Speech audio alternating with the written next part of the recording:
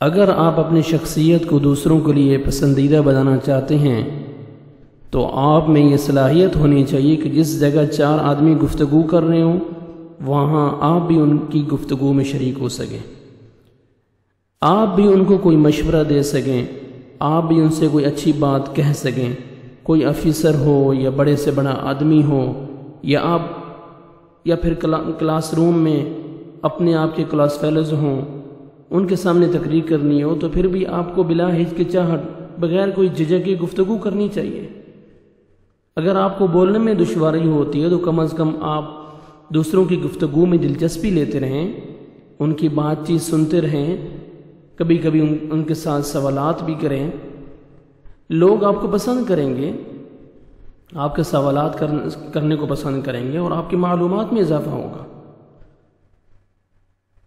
اس لیے آپ کو وقتاً فوقتاً محفل میں گفتگو کرنی چاہیے۔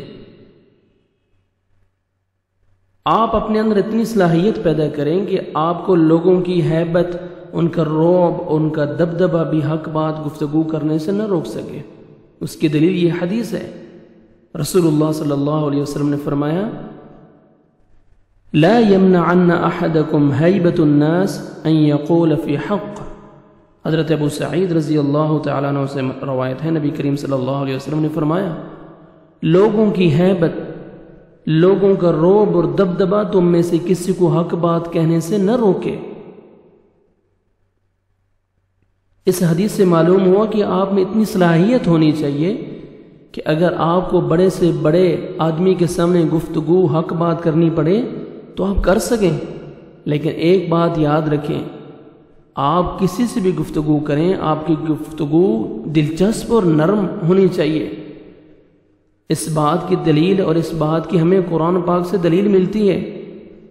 اللہ سبحانہ وتعالی فرماتے ہیں جب موسیٰ علیہ السلام کو اور ہارون علیہ السلام کو فرعون کے پاس بھیجا، اذهبا الى فرعون انه طغى فقولا له قولا لينا لعله يتذكر او يخشى۔ آپ اور آپ کا بھائی ہارون دونوں مل کر فرعون کے پاس جائیں، بے شک وہ سرکش ہو گئے، بس اس سے بات کرو قولا لینا لعلہ، اس سے بات کرو، نرمی سے بات کرو، نرم بات کرو، امید ہے یتذکر او یخشی کہ وہ نصیحت حاصل کر لے اور ڈر جائے۔ اس واقعے سے معلوم ہوا کہ جب اللہ سبحانہ وتعالی نے موسیٰ علیہ السلام اور آپ کے بھائی ہارون علیہ السلام کو فرعون کی طرف بھیجا تو فرمایا جب تم فرعون سے گفتگو کرو تو تمہاری گفتگو نرم یعنی دلچسپ لہجے میں ہونی چاہیے، شاید اس کے دل پر اثر کر جائے۔ یاد رکھیے گفتگو ہمیشہ واضح ہونی چاہیے، کیونکہ غیر واضح گفتگو کا نتیجہ برا ہوتا ہے۔ اس لیے تو موسیٰ علیہ السلام نے اللہ تعالیٰ سے یہ دعا بھی کی کہ قال رب اشرح لی صدری ویسر لی امری واحلل عقدۃ من لسانی یفقہوا قولی۔ گفتگو بالکل واضح ہونی چاہیے کہ سننے والے کو سمجھ آئے کہ آپ کیا کہہ رہے ہیں۔ حضرت موسیٰ علیہ السلام نے اللہ تعالیٰ سے دعا کی کہ اے اللہ میرا سینہ کھول دے، رب اشرح لی صدری ویسر لی امری، میرے لیے میرا کام آسان کر دے، واحلل عقدۃ من لسانی یفقہوا قولی، میری زبان کی گرہ کھول دے کہ وہ میری بات سمجھ سکے۔ حضرت موسیٰ علیہ السلام نے اللہ تعالیٰ سے دعا کی کہ مجھے واضح گفتگو کرنے والا بنا دے تاکہ میں اپنی بات لوگوں کو سمجھا سکوں۔ گفتگو واضح اور دلچسپ تب ہوتی ہے جب فن، فصاحت اور بلاغت سے مزین ہو۔ ایک دفعہ اللہ کے نبی صلی اللہ علیہ وسلم کے پاس عرب کے 3 بڑے سردار آئے تھے اور بیٹھے تھے، تو اللہ کے نبی صلی اللہ علیہ وسلم کی مجلس میں دوسرے عربوں کی طرح ان کا ایک روایتی ایک تفاخر ہوتا ہے، اپنی اپنی تعریفیں کرنا ہے، پھر دوسرے کے منہ سے جو نا اپنے بارے تعریفانہ الفاظ نکلوانا کہ میں کتنا اچھا انسان ہوں۔ یہ ان عربوں کے روایتی ایک سلسلہ چلا آ رہا تھا، تو وہ اس پر اتر آئے۔ ایک جو سردار تھا وہ اللہ کے نبی صلی اللہ علیہ وسلم کو کہتا ہے کہ میں تمیم کا سردار ہوں، تمیم قبیلہ کا اس کا سردار ہوں، میری بات مانی جاتی ہے، میں ان پر ظلم و ستم نہیں کرتا، ان کے حقوق انہیں دلاتا ہوں۔ اس نے ابھی دوسرا جو سردار تھا اس کی طرف بھی اشارہ کر کے کہا کہ یہ بھی اللہ کے نبی صلی اللہ علیہ وسلم یہ بھی ان باتوں کو بخوبی جانتا ہے اور یہ گواہ ہے کہ میں کتنا مخلص انسان ہوں۔ تو وہ بھی آگے سے کہتا ہے کہ اللہ کے رسول یہ واقعی بڑا ذہین اور فتین اور حاضر جواب ہے، بڑا باروب ہے، قوم ان کی بات سنتی ہے، مانتی ہے۔ بس یہ کہہ کر وہ خاموش ہو گیا۔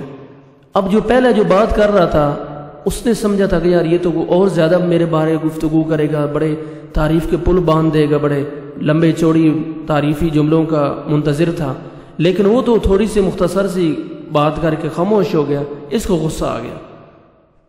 غصہ اس وجہ سے آیا کہ شاید میری سرداری سے اس کو کوئی حسد ہے، تو وہ بولا اللہ کی قسم واللہ اللہ کے رسول صلی اللہ علیہ وسلم یہ اور بھی بہت کچھ کہتے لیکن انہیں حسد نے روک لیے۔ اس نے کہا کہ آپ سے حسد میں کیوں کروں، آپ تو ایک کم ظرف ایک کمزور سے خاندان سے تعلق رکھتے ہیں، آپ کی اولاد بھی وقوفوں کا ٹولہ ہے، قبیلے میں آپ کی کوئی عزت نہیں کرتا۔ اے اللہ کے رسول اللہ کی قسم واللہ جو میں نے پہلے کہا تھا وہ بھی سچ تھا اور جو اب کہہ رہا ہوں وہ بھی جھوٹ نہیں ہے، ہاں جھوٹ نہیں ہے، سچ کہہ رہا ہوں۔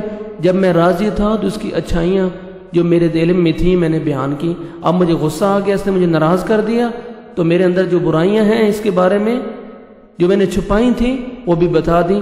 واللہ میں دونوں بات سچ ہی کہہ رہا ہوں۔ اللہ کے رسول صلی اللہ علیہ وسلم نے اس کی طرف دیکھا، حیران ہوئے اس کے حاضر جوابی پر، اس کی فصاحت، قوت بیان اور فصاحت اور بلاغت اچھی لگی۔ آپ صلی اللہ علیہ وسلم نے فرمایا ان من البیان لسحرا، ان من البیان لسحرا، کہ ہاں واقعی الفاظ میں جادو ہوتا ہے، ہاں واقعی الفاظ میں جادو ہوتے ہیں۔ ایسے الفاظ اور ایسی بات چیز اگلے کے اوپر اثر کرے۔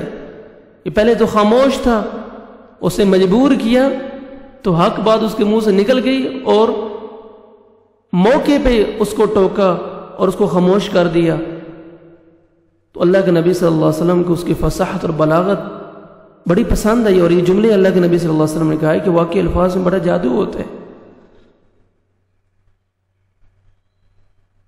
تو ایک کہاوت بھی ہے کہ ایک حکمران جو تھا وہ اس نے اپنے ایک محافظ ایک کوتوال کو رات کو عشاء کی نماز کے بعد شہر میں گشت کے لیے بھیجا کہ جاؤ آوارہ جو لوگ پھرتے رہتے ہیں ان کو دیکھو اور ان کو گرفتار کرو، ان کو سخت سزا دو کہ کیوں آوارہ پھرتے رہتے ہیں۔ کوتوال نے رات کو، جو ان کا محافظ تھا حکمران کا، رات کو گشت کیا، 3 لڑکوں کو دیکھا جو مستی کرتے ہوئے جا رہے تھے، غالباً نشے میں چور تھے۔ کوتوال نے انہیں پکڑ لیا اور پوچھا تم کون ہو اور تم نے بادشاہ کے حکم کی خلاف ورزی کیوں کی ہے؟ یہ سن کر ان میں سے ایک لڑکا آگے بڑھا اور بولا تم مجھے نہیں جانتے، میرا باپ وہ شخص ہے جس کے سامنے آقا اور غلام سبھی گردنیں جھک جاتی ہیں، لوگ اس کے سامنے سر جھکاتے ہیں، وہ ان سے ان کا مال بھی لے لیتے ہیں، بعض اوقات خون بھی۔ تو جو محافظ تھا وہ کوتوال تھا، اس نے دل میں سوچا کہ شاید یہ حکمران کے قریبی رشتہ داروں میں سے کوئی ہے، لہذا اس نے اسے درگزر کیا، اسے چھوڑ دیا اور دوسرے سے پوچھا ہاں بھائی تم کون ہے؟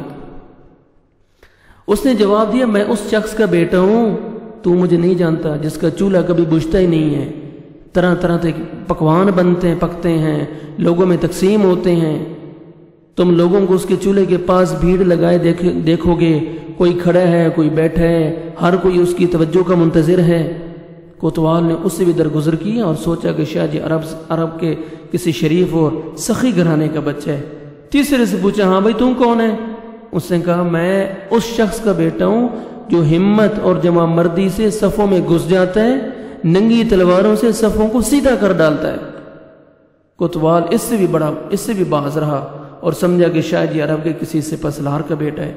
صبح ہونے پر اس محافظ نے، کوتوال نے ان کا قصہ جو حکمران کو سنایا، حکمران نے انہیں بلایا اور ان کے متعلق تفتیش کی تو معلوم ہوا کہ بڑا لڑکا جو ہے نا وہ نائی کا ہے، دوسرا جو ہے نا وہ نان کا ہے، نان بائی کا ہے جو نان لگاتا ہے، جو روٹیاں بناتا ہے. تیسرا جو نا جولاہے کا ہے جو لکڑیوں کا کام کرتا ہے. حکمران کو ان کے فصیح البیانی پر حیرت ہوئی کہ انہوں نے اپنے کم تر پیشوں کو کتنے بڑے بہتر انداز میں پیش کیا. اس طرح طرز بیان میں ہنر اور خوبی اور دانش نظر آتی ہے. حکمران نے دربار کے دوسرے اہل دربار سے کہا کہ اپنی اولاد کو ادب و آداب اور گفتگو بات چیت کرنے کے سلیقہ سکھاؤ، تعلیم دو انہیں. اس لیے آج ان کی کلام میں اگر فصاحت اور بلاغت نہ ہوتی تو اللہ کی قسم میں نے ضرور سزا دیتا. تو بات کا خلاصہ یہ ہے کہ جیسے آپ میٹھا پھل خریدتے ہیں اسی طرح میٹھے بول، دلچسپ اور نرم گفتگو کو اپنائیں. جب آپ میں یہ خصلت پیدا ہو جائے گی دلچسپ گفتگو کرنے کی، نرم لہجہ اختیار کرنے کی، نرم بات کرنے کی، تو انشاءاللہ دوسروں کے لیے آپ پسندیدہ شخصیت بن جائیں گے.